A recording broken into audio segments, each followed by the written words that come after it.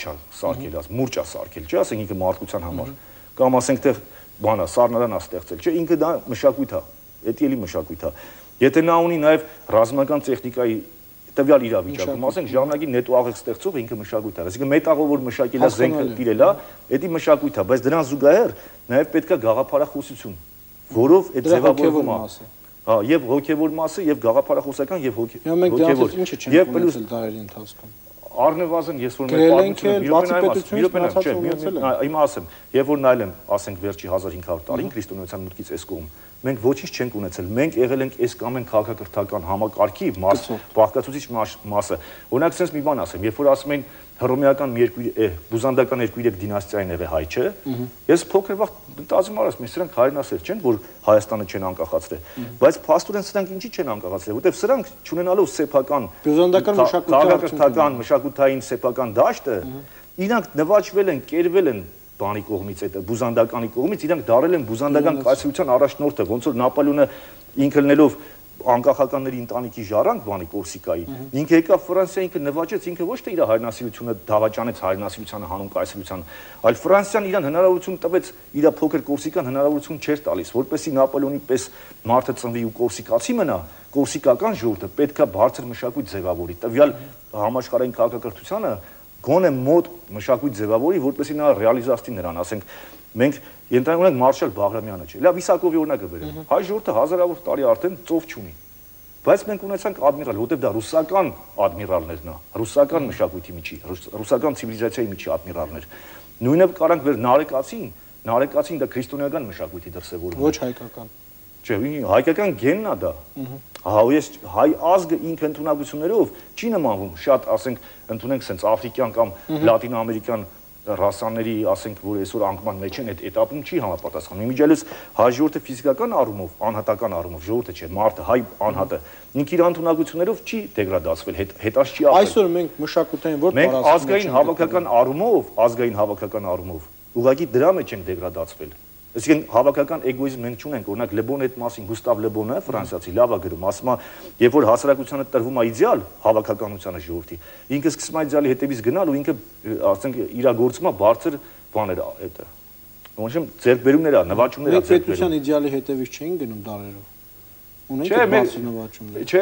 դասակարգից սովորացնում են, որ հայ ժողովուրդը դարեր Ես ես ասեմ, օրինակ 88 թվականի շարժումը, չէ, ոնց այդ պորտիկումը տվեց, որովհետև դա սովետական ցիվիլիզացիայի դրսևորում էր, մենք բոլորս հայրենասեր էինք դարել սովետի շնորհիվ։ Սովետական, որովհետև շատ զարմանալի էր, նայում ես 88 թվի այդ հայրենասեր ժողովուրդը ընդամենը 3 տարի հետո ինքը այն ժամանակ իրար այդ 1 միլիոնանոց օպերայում իրար չէին ոտը տրորում, բայց 3 տարի հետո կողքրտելով իրար անցնում են ու մինչև այսօր էլ ժամանակի սովետական արժեքային համակարգում, ասենք եթե մեկը մեկին խափում էր, փող էր պարտվեր ստացվում, չէ՞, չէր տալիս,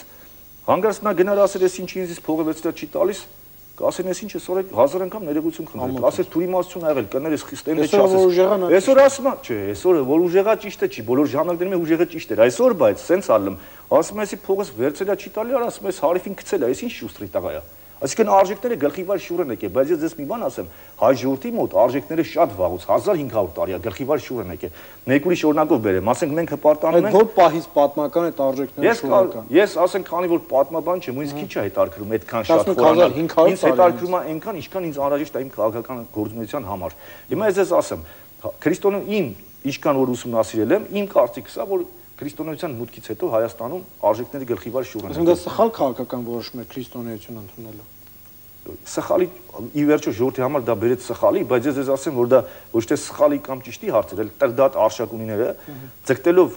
պահել իրանց իշխանությունը, Սասանյանները երբ որ հեղաշրջում արեցին Պարսկաստանում, արշակուններին սկսեցին գցել բոլոր տեղերում։ Սրանք դա ընդունեցին հակադրվելու համար, այսինքն իրանց տոհմատիրական գահը պահելու համար ամբողջ ազգային շահը իրանք ստորադասեցին։ Սա է եղել։ Ես աշխարհի ամենաառաջին քրիստոնյա ժողովուրդը։ Ու դրա համար է գլուխ են գովում հələ հարցը, արդյոք դա լավ բան է թե չէ։ Հենց այդ եմ ասում, գլխիվար շուռ գալ մի ուրիշ օրինակով բերեմ։ Օրինակ մեր մարդիկ ասում են, մենք 1500 տարի առաջ Դավիթ անհավտի պես փիլիսոփա ենք ունեցել։ Ունեցել ենք։ Հիմա ես ձեզ հենց այդ եմ ասում, դա ամոթ է։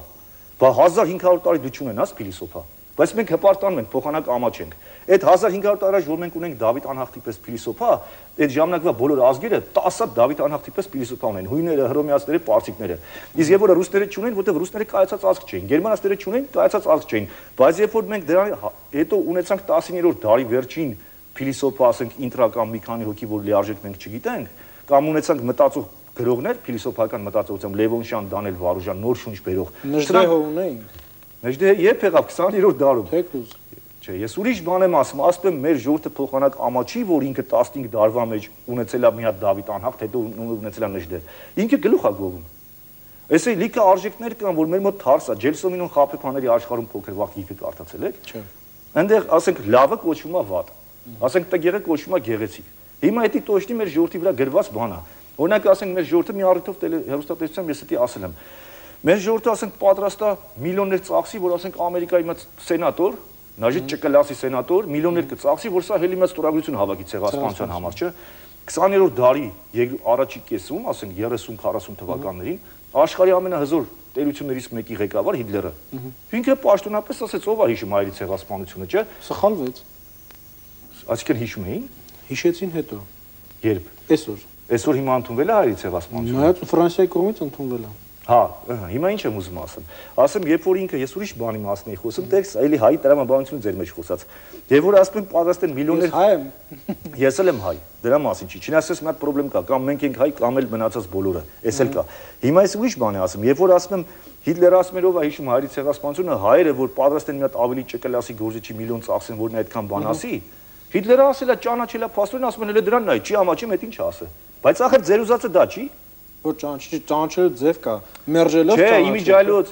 ի՞նչն է մերժի։ Ինքը չի մերժի, ասել է, ինքը բառացի ասեմ ինչ ասել։ Ասել է 20-րդ իմիջիալոց դա ասվել է 34-35 թվականներին հակահերյական շարժման ալիքի վրա, երբ որ Հիտլեր Յուգենդի առաջինքը ելույթ ունեցավ, ու բառացի սենց ասել 20-րդ դարում քաղաքակիրթ Եվրոպայի աչքերի առաջ թուրքերը ոչնչացրեցին մի արիական ցեղ եւ աշխարհը լռեց։ Ինչու ես իրավունք չունեմ ոչնչացնել մի ցեղի, որը կեղտի մեջ բազմանում է ինչպես ճիճուն։ Այլ հարց է այդ մնացած մասը ընդունել է թե չէ, բայց փաստացի ինքը դա ընդունել է։ Ինքը այդ իր ելույթով դա ընդունել է տվել։ Այստեղ խնդիր ուրիշ բանն է, ես չեմ ասում Հիտլերը լավ մարդ է թե վատ մարդ։ Ես այլ բան եմ ասում։ Ասում եմ, երբ որ մենք կուզենայինք, որ ասենք թե օրինակ Ամերիկայի հայ համայնքը, ասում է, եթե Ռեյգանը ապրիլի 24 կամ Բուշը ապրիլի 24-ը մի հատ ցեղասպանություն բառը օգտագործի, մենք իրան կընտրենք։ Բայց նման բառ ասել է համաշխարհային ղեկավար Հիտլերը այդ ժամանակ, հետո ինչ որ վատ ղեկավար է եղել։ Այսինքն, այսպես ասած, բացական կերպար է եղել։ Ասում եմ, մեր ժողովուրդը արժեքային համակարգերի մեջ գլխի վայր է ամեն ինչին նայում։ Ոնց պետք է օրինակ մի բան ասեմ, լավ ուրիշ օրինակ բերեմ, Թուրքիայի։ Չէ, ու այս արժեք մտածողության լավ ուրիշ օրինակ բերեմ, միգուցե ես կարողանամ միտքս արտահայտեմ։ Ասենք ասում են այսօր ակտուալ է հայ-թուրքական սահմանի բացումը, չէ։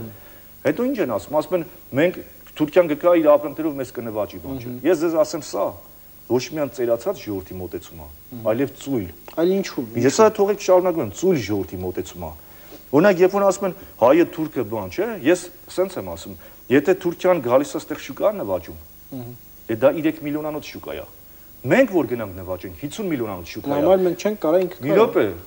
ընդհակառակ ասում եմ խնդիրը դուք որպեսի ծույլ մնաք, սպասեք թե երբ պետք է գրանտներ ու հումանիտար օգնություն տան, ասում եք չբացենք։ Մենք տենանք ով է ողորմություն տալիս։ Ես ասում եմ բոլոր փոքր ժողովուրդները զարգացած, գեր զարգացած, տնտեսություն ունեցող, ձգտում են ասենք Չինաստանի պես շուկա բացեն։ Այսօր ամերիկան խիատ ճնշում Չինաստանի մարդու համանտակ, որ շուկան բացի, որովհետև մի անգամ Ամերիկայի ձայնով մի հատ հաղորդում լսեցի, ասում է, մենակ Չինաստանում կա 300 միլիոն ծխող, այսինքն այնքան ինչքան Ամերիկայի ամբողջ բնակչությունն է։ Հիմա երբ որ հայերը պետքա շահագրգռվածել են Թուրքիայի հետ սահմանը բացել, բայց մենք այդ պոտենցիալը չունենք, չէ՞։ Մենք քո պրոբլեմն է, ուրեմն որ պոտենցիալը չունես, պետքա ոչ մեկի հետ չհարաբերվես, ինքնամեկուսանաս ու մեռնես։ Դրա համար ավելի լավ է քո մեջ մանարի, ոչ թե Թուրքի վրա մեղի։ Ես թուրքիական հարաբերությունները այսօր խոսում են տնտեսական կատեգորիայում, չէ՞։ Այսինքն 50 միլիոն սպառողի շուկայի հետ